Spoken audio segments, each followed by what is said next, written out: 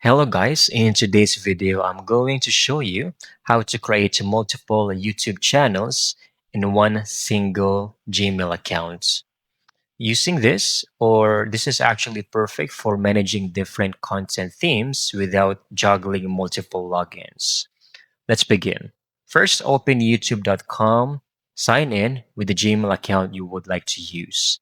Then click your profile icon on the top right over here, then click on settings, all right, from the drop down menu. On the left sidebar, you can actually click on create a new channel over here. I'm sorry, it's just over here. Create a new channel, and you'll be prompted to make a brand account. This lets you have unique names and identities for each channel in just one account. Now enter your channel name and handle over here, name, handle, then make sure to click create channel afterwards. And that's it. And now you have multiple channels under one Gmail account. Perfect for exploring different topics while keeping everything in one place.